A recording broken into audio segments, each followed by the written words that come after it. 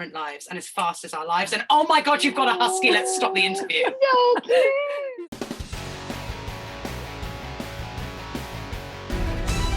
This is what they have been trained for since birth. Which young ladies might succeed at securing a match? Yeah, and this high society in London, matchmaking from hell. I mean, these women are defined by the men who they marry, by their fathers, their mamas. RJ, you play a duke, and everybody wants their daughter to marry you, and you're like, not having it. Yeah, I mean, it's not something that Simon's particularly bought into. He's a little bit of an anti-authoritarian. And there's something, I think, very unappealing about how business-like this is. We start out with this marriage mart. It is a market where you are trying to trade power and join families. And it's all very transactional. And I think that one of the most delightful things about Simon and Daphne's relationships, they discover a friendship in there, which you're absolutely not meant to do. Somehow this is revolutionary, to find a friend. And from there, it's kind of almost inevitable and they'll fall in love.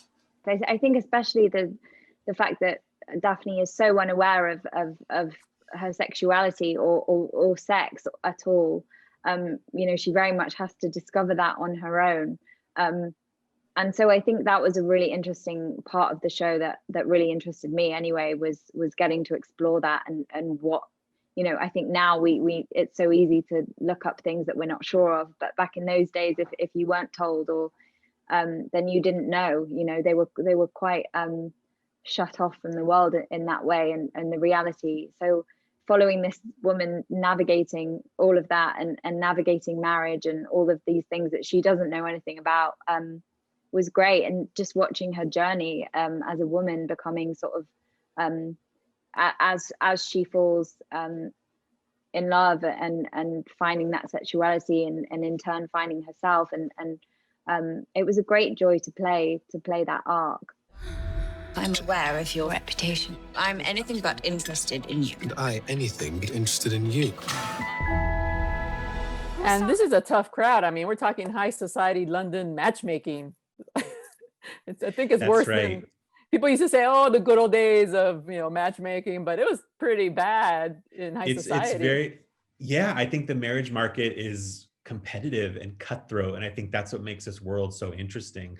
The Regency time period especially was just this fascinating time of excess and beauty, and it was over the top and there was so much decadence. And I think that you know, you have the glittering ballrooms and the amazing country homes and the costumes and the jewels, and most importantly, the time period provides us an escape, you know, to be able to transport it to this, to be able to transport ourselves to this other time and this other world, and really, you know, revel in the lavishness.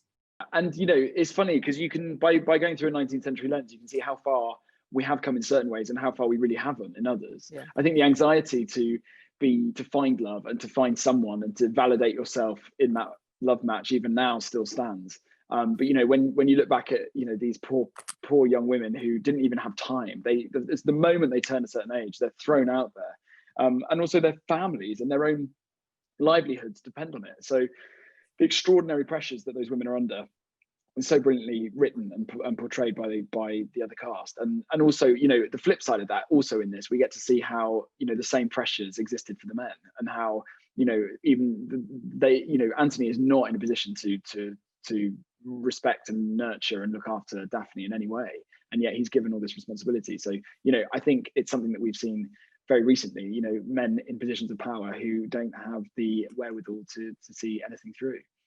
Yeah, you have your own dilemma, whereas you're in a relationship with a woman not deemed worthy in that society.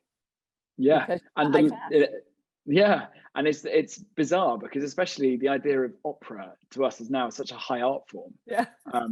And you know, it was amazing to read around that and to see how, you know, artists and actors and opera singers and musicians were seen as harlots, which is bonkers. It's, you know, it's a society where, you know, clout and currency is given to aesthetic and lineage, and not kindness and not creativity and talent. And you know, that's incredibly depressing, but also makes for an amazing structure to tell these stories in. Must our only options be to squawk and settle, or to never leave the nest? What if I want to fly? It seems completely reasonable and utterly fantastic to have something that looks as beautiful as how we want the 1800s to look, with something that's as contemporary as our current lives and as fast as our lives. And oh my God, you've got a husky. Let's stop the interview. So cute. He's like, let's go walking now. Yes. So I wanted to ask, no, stop. I want to ask, like, this matchmaking in high society London, it's terrible for women. You're basically defined by a man. I mean, what, do you think about, those times when basically a woman is just defined by who you marry? I mean, it's really sad for Penelope and Eloise because they're such bright, smart girls that if they lived today, they would have had so many more opportunities, and who knows what they could have done. But in that time, they were property of their father until they were property of their husband. And that's really tough. And we talked about the tragedy of that for them. But then, we have to remember as well that, women all across the world, even now, don't have the same opportunities. And that's still the case for some women. So I think in that way, it's still sadly prevalent in certain ways, And also it was a massive way of how money was made and distributed. Like, that was, the marriage market wasn't just like a mad sort of bizarre ritual where you sort of danced for your supper, like, and a husband. It was completely bizarre. But it was also a time where dowries and, inheritances and all of that was exchanged. It was a massive part of the sort of economic system as well. To think is bizarre, like, and especially, now you could never think of that being a way where that was such a huge part of the economy of the time. Oh, is this not lovely? All of us together again. Lovely indeed. We should tempt scandal more often.